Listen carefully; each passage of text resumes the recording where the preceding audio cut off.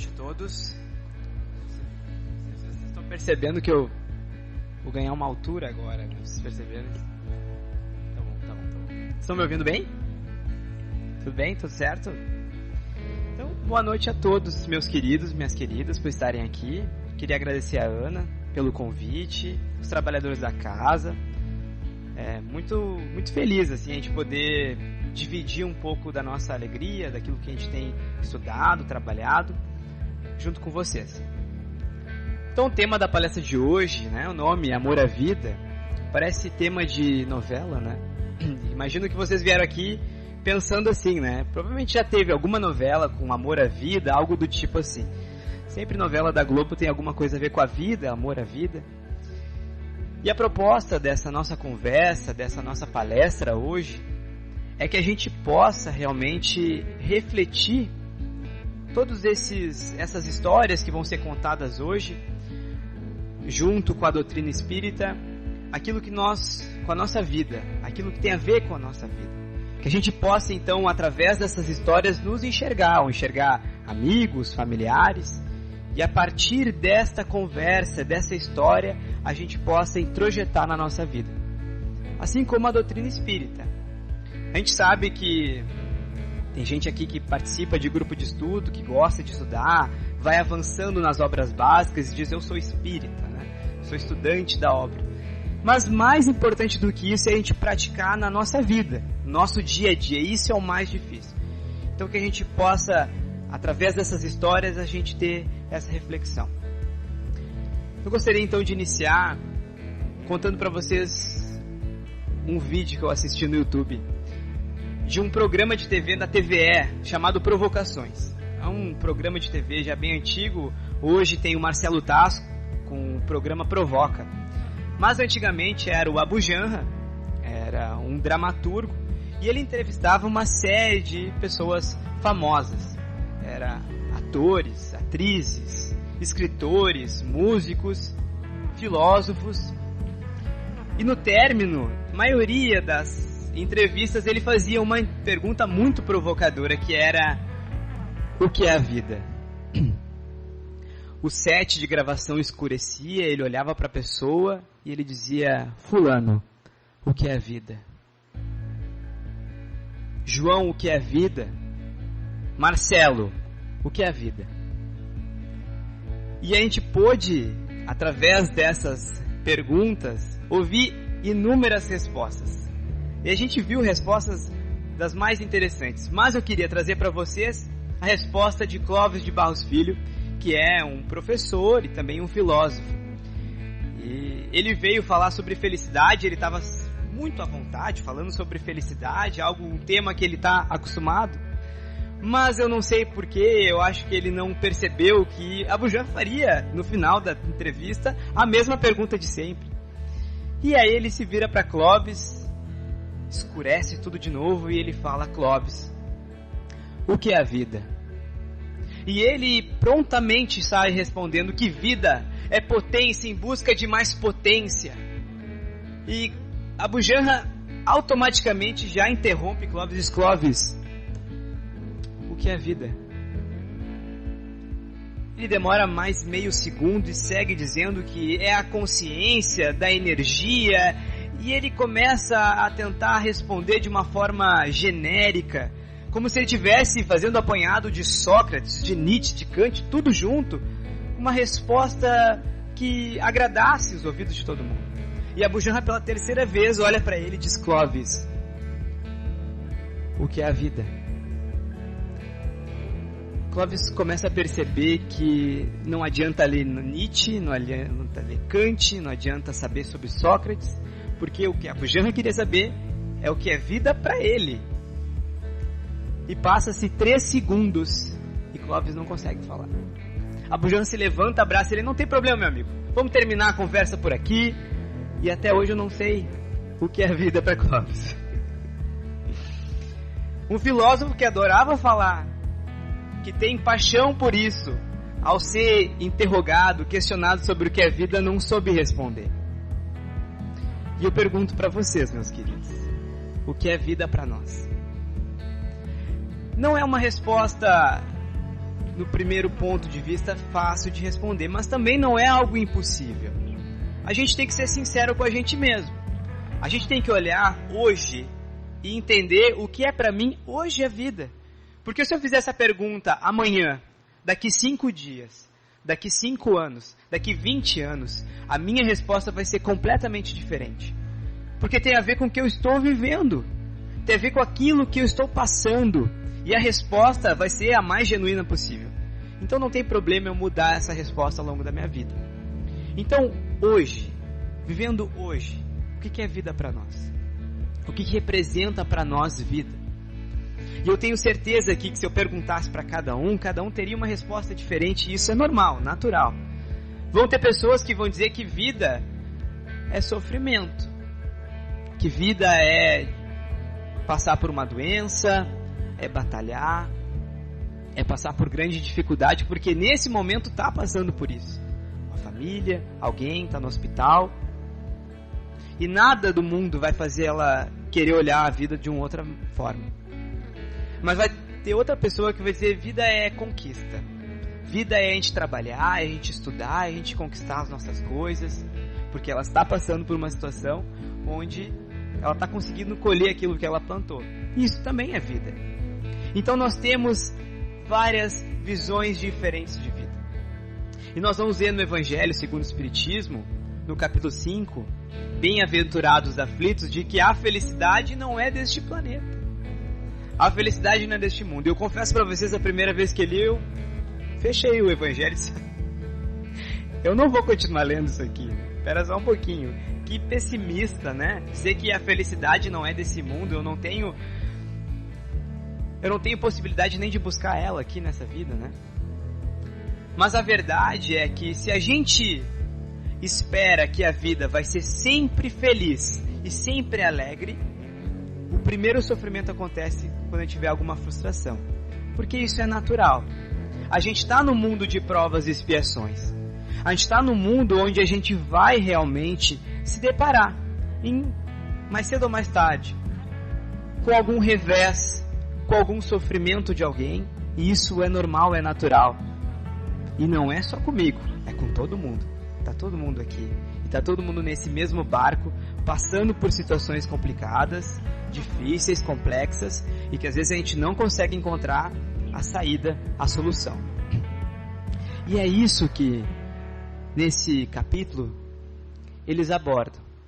Que a gente não espere que a vida seja sempre um mar de rosas. Que a gente não espere que a vida seja tudo perfeita, sabe? Eu quero tudo perfeito na minha vida, porque nada se encaixa, tem sempre algo que nos faz patinar.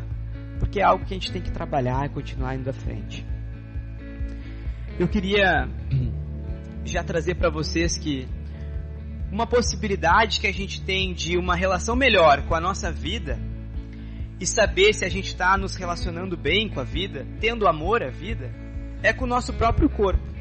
Esse é o nosso primeiro estágio, que está físico, latente, muito fácil aos nossos olhos. Como está o nosso corpo agora? Eu tenho cuidado do meu corpo como eu deveria? Esse veículo que me é emprestado por um tempo, que vai durar por um tempo nessa jornada, eu estou abreviando, eu estou usando esse veículo de uma forma descontrolada?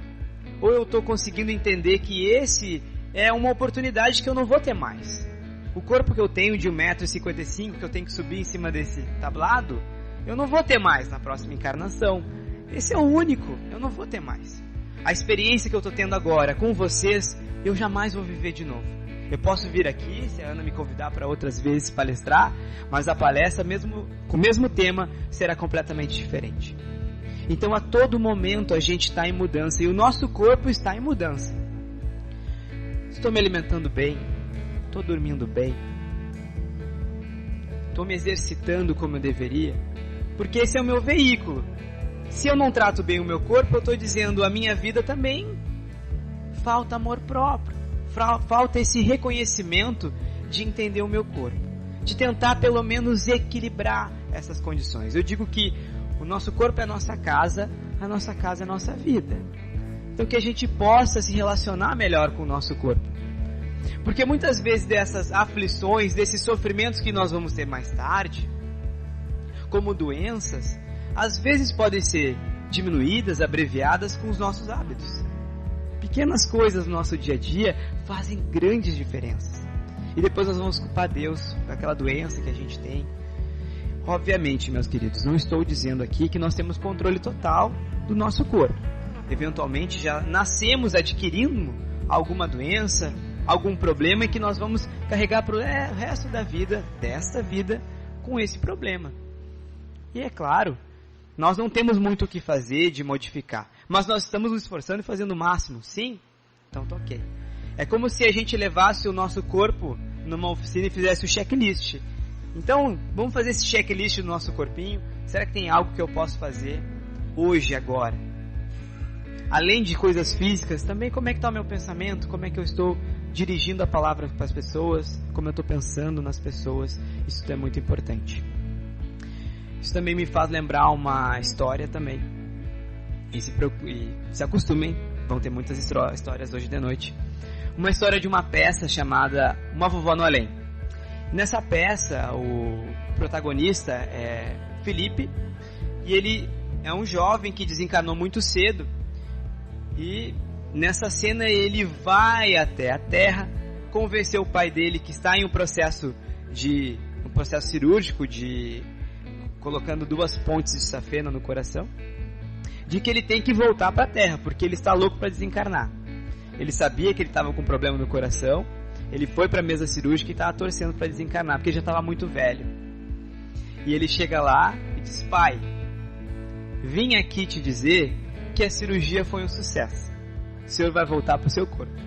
E ele disse: eu não acredito, Felipe. Eu não acredito. Eu achei que ia vir aqui para me levar para o nosso lar. Onde é que é o aeróbus? Já deixei as malas tudo prontas. Vamos para o nosso lar? Ele disse: não, pai. Não é o momento ainda de você desencarnar. Ainda tem muita história pela frente. E te digo mais, meu pai. A cirurgia foi um sucesso. O médico é um excelente cirurgião. Na verdade, ele colocou um motor de BMW no teu corpo. E aí ele fala: esse que é o problema. Eu disse pra ele que esse médico é um pichote. Como é que ele vai colocar um motor de BMW numa carcaça de um Chevette? Na primeira vez que eu for acelerar, vai cair os para-choque e tudo, filho. Olha só o corpo do teu pai. Um corpo acabado. Parece um saco de batata. Olha lá, filho. Olha o corpo. Ele desdobrado, mostrando o corpo. Olha o corpo. Parece um saco de batata, filho. Eu já tive a sua idade, uns 20 e poucos anos. Mas agora, com 68 anos, filho, eu tô muito velho. Aliás, eu já vivi muito. Meus filhos já cresceram. Eu não tenho mais o que fazer na terra. Vem, Felipe. Vamos pro nosso lar. Não, pai. Não está na sua hora. O senhor vai retornar porque ainda tem muito o que fazer. O que fazer, Felipe? Olha, outra coisa. Eu vou te dar bons motivos para não voltar para o meu corpo. Primeiro, agora com essa cirurgia, eu vou ter que me privar de comer uma picanha no espeto no sábado por causa agora dessas pontes de safena que colocaram no meu coração. E outra coisa, filho. Tu tá vendo o nosso time? Olha a situação do nosso Colorado. Eles contrataram o Luiz Soares e a gente tá com o alemão. Olha a situação. A próxima vez que eu for assistir o Inter entrar em campo, eu vou infartar de novo, filho. Pra que viver assim, Felipe? Eu não quero mais viver. E ele disse: pai, pra gente ser feliz, não precisa todo sábado ter uma picanha no espeto. Não precisa o nosso time ganhar, levantar troféus. Pra gente ser feliz, meu pai, basta a gente estar em família. Basta estar em volta daqueles que nós amamos. Pai, tu não tem ideia da saudade que eu tenho de vocês. Aqui no plano espiritual vejo vocês de longe. Fico meses, às vezes anos, sem poder visitar vocês. Pai, não deseja desencarnar agora. Até porque eu tenho boas notícias para você, pai. Sabe o teu tio Teco? Sabe o meu tio Teco, seu irmão mais velho? Agora ele vai reencarnar. Ele vai ser o seu netinho. A minha mana está esperando o tio Teco. E ele: eu não acredito! O tio Teco! Que saudade dele! Eu vou poder dar uns cascudos nele. Ele era mais velho e ele se aproveitava de mim que eu era pequenininho. Agora eu vou dar uns cascudos nele. Então tá. Gostei dessa. vou ter que voltar para cuidar desse meu irmão mais velho. E aí ele volta então pro corpo, prende o nariz, porque ele tem nojo de entrar no corpo dele, 68 anos, velho, acabado, e retorna para essa outra jornada. Meus amigos, a gente não sabe qual vai ser o momento da gente desencarnar. A gente não sabe quanto tempo a gente tem aqui. A gente pode viver 90 anos, 101 anos, 110 anos, mas a gente pode viver 50 anos, 30 anos, 40 anos. A gente não sabe quanto tempo a gente tem aqui na Terra. E por justamente a gente não saber, que a gente tem que viver hoje. Tudo que a gente pode viver, tudo, sem deixar para mais tarde, sem deixar essa felicidade que não é deste mundo, que é a felicidade do desejo das coisas que passam. Que a gente possa aproveitar o hoje, o agora, que é a única coisa que nós temos.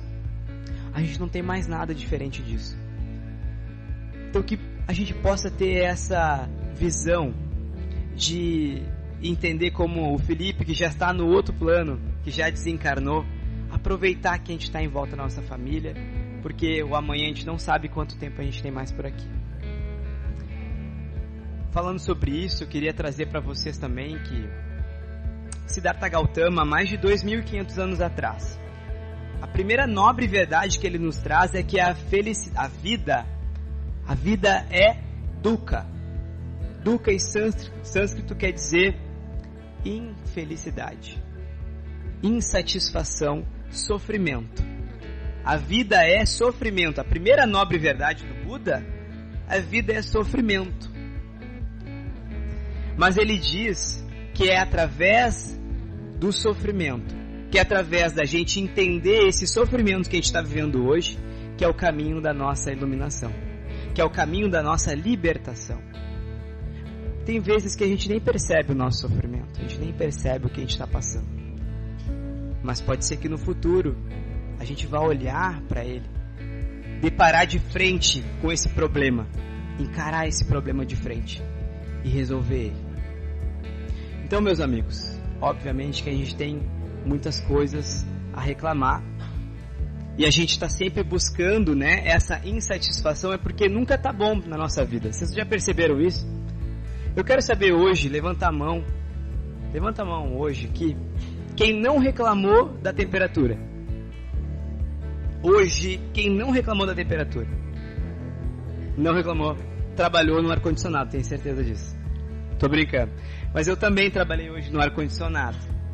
Onde eu trabalho num lugar onde tem 2 splits maravilhosos. E eu tenho uma janela gigantesca para minha frente, de frente para campus, onde eu vejo atletas correndo, suando. Eles passaram hoje a manhã e a tarde trabalhando, e eu lá dentro atendendo. Eu sou fisioterapeuta, atendendo atletas dentro desse centro maravilhoso, com 2 ar-condicionados funcionando. Eles entravam lá e diziam: meu Deus, isso aqui é maravilhoso. E eu reclamando da minha vida, lá dentro. E eu vendo sempre o que falta, né? Reclamando do salário, reclamando das nossas coisas, sem aproveitar. Que bom que eu estou num lugar que tem ar-condicionado. Inclusive eu tenho um amigo que diz que, na verdade, o Prêmio Nobel da Paz não deveria ser endereçado somente para Gandhi, para a Madre Teresa de Calcutá, que deveria ser endereçado para o Carrier, que é a pessoa que desenvolveu o ar-condicionado, porque tem coisa melhor do que estar no ar-condicionado. Às vezes no calor a gente fica irritado, briga com as pessoas, né? Então, o Prêmio Nobel da Paz deveria ser para o Carrier. Mas, brincadeiras à parte, a gente está sempre insatisfeito com a nossa vida, e isso é normal. A gente tem sempre algo que está faltando, porque a gente nunca olha aquilo que a gente tem, porque o que a gente tem já tem. Então eu não preciso reconhecer, eu tenho que ir atrás daquilo que falta. E, gente, vai faltar sempre. E é isso que Buda diz: vai faltar sempre, vai ter sempre sofrimento. Mas se eu olhar para aquilo que eu já tenho na minha vida, para as coisas que eu já conquistei, para essas coisas que eu tenho e que eu vou perder, o meu corpinho eu vou perder, o meu pai e a minha mãe em algum momento vão desencarnar, o meu irmão também, as pessoas à minha volta também, que eu possa agradecer esse tempo que eu tenho com eles, porque isso passa e passa muito rápido. Então que a gente possa também olhar aquilo que a gente tem, Porque aquilo que a gente tem posse também pode perder a qualquer momento. E dessas insatisfações da nossa vida, eu queria dividir um pouco da minha insatisfação há um tempo atrás. Teve um momento da minha vida pós-formado como fisioterapeuta que eu não conseguia emprego. Era muito difícil. Todo mundo que se forma tem uma dificuldade no início de começar no mercado de trabalho. E nessa dificuldade, eu trabalhava somente a domicílio e eu optei por me aventurar no hospital. Nunca gostei, porque a minha área sempre foi a parte do esporte, traumato-ortopedia. Mas surgiu uma oportunidade, mandei meu currículo, me chamaram, disseram: Dudu, tu vai ser contratado para trabalhar na área do traumato-ortopedia, tá? Cirurgia de joelho, quadril, tu vai trabalhar nessa parte. Maravilhoso. É o que eu sei fazer, não me pede para aspirar nenhum paciente que eu não sei. Não me deixa na UTI que vai ser pior pro paciente. Me dá só o que eu sei, tá bom? Tá bom. Só que era 2021, janeiro de 2021, no auge da pandemia, e esse hospital abriu vagas justamente porque abriu um anexo somente com pacientes com Covid. Não deu uma semana, eu já estava lá dentro. Todo aparamentado com face shield, máscara, tudo. Não tinha tomado nenhuma vacina ainda, nós estávamos naquele período de teste de vacina. Atendendo o paciente com medo, porque eu realmente não era algo que eu sabia. Eu tinha estudado, eu sabia a teoria, mas a prática me faltava. Eu tinha muito medo de ir lá comprometer a vida de outras pessoas. Mas com colegas excelentes, me receberam super bem. Eu pude atender todos. E dessas histórias todas que eu tive, algumas ficaram marcadas para mim. A primeira paciente que eu tirei do quarto, eu tirei o oxigênio. E a gente tem que fazer alguns exercícios para saber se o paciente consegue ficar sem um oxigênio por um tempo.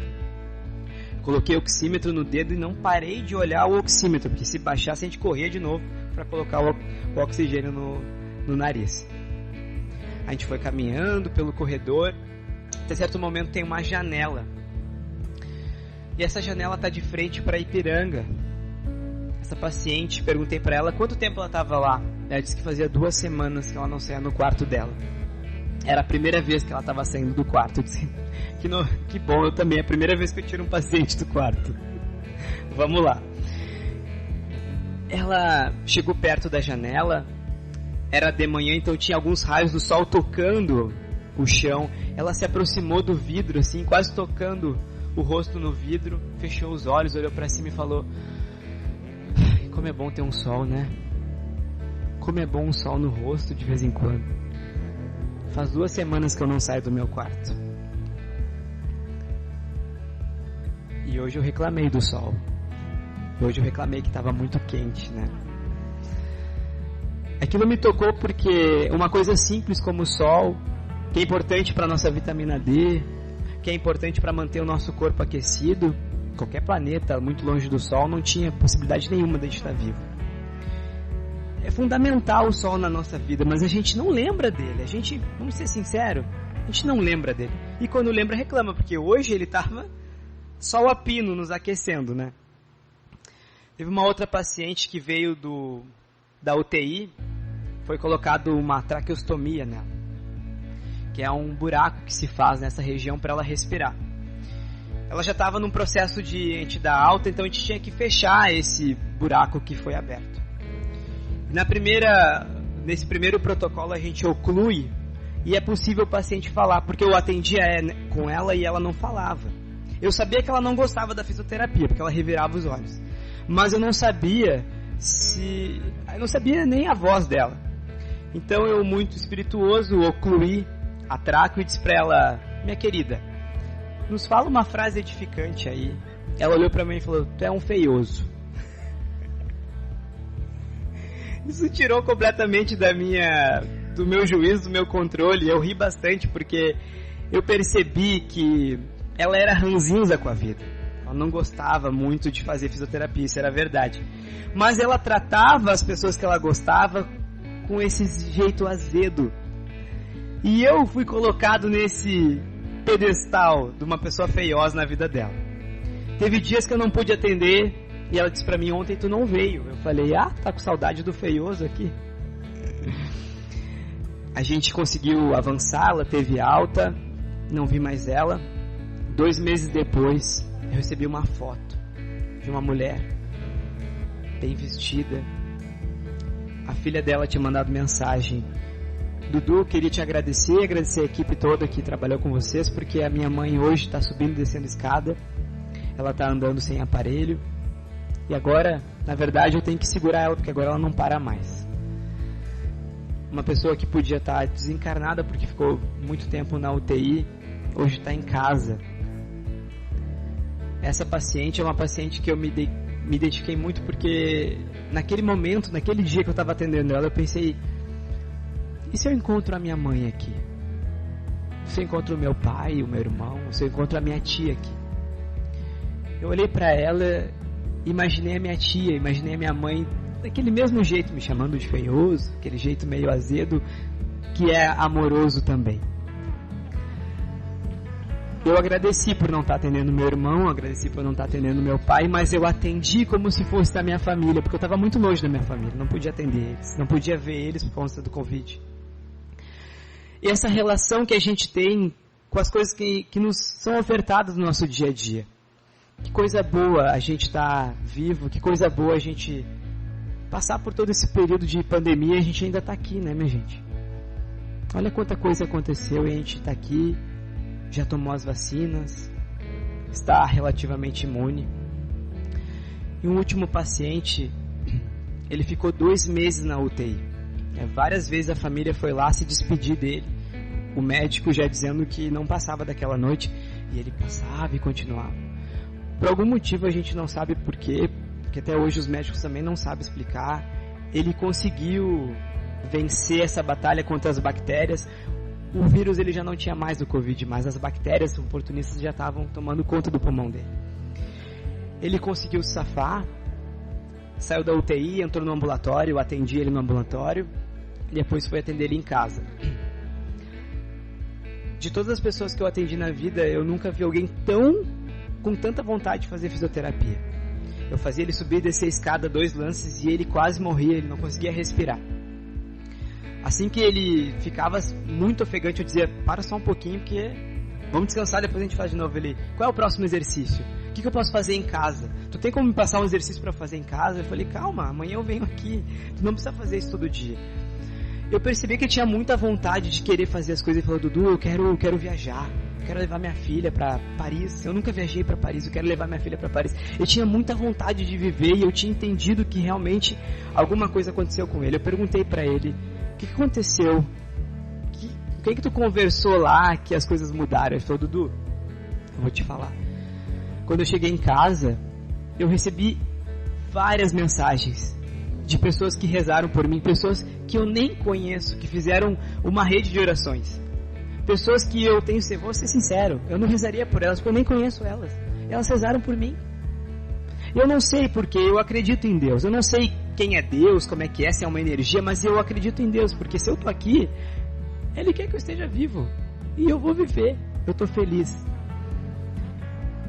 Uma vontade de viver que talvez só quem esteve muito próximo da morte conseguiu perceber. Que a gente não precise chegar nisso para a gente valorizar a nossa vida. Que a gente não precise ficar próximo da iminência de perder a vida, porque a vida é um sopro e a gente não sabe quanto tempo a gente tem de vida. Para a gente amar a vida, para a gente aceitar o que a gente tem, o nosso corpo como a gente é, as relações que a gente tem, o pai, a mãe, o irmão que a gente tem, que a gente reclama, que a gente possa agradecer. E a gente encaminhando para o término da nossa palestra, eu gostaria de ler um poema do Alan Dias Castro, um poeta gaúcho. O nome do poema é Carta Aberta à Vida. A gente leva meses para nascer e às vezes uma vida inteira para se sentir vivo.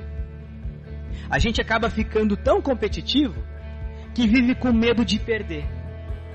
Mas vai ser de si que vai ter vencido aquele que tiver perdido o medo de viver. Sim, você está vivo e já é um belo motivo para agradecer. Só isso já faz o dia melhorar. Mas não é tão simples, mas é tão simples que a gente esquece. Quem espera passar dessa para melhor, só quando sua hora chegar, já perdeu tempo por esperar. E espera reconhecimento de quem não o conhece.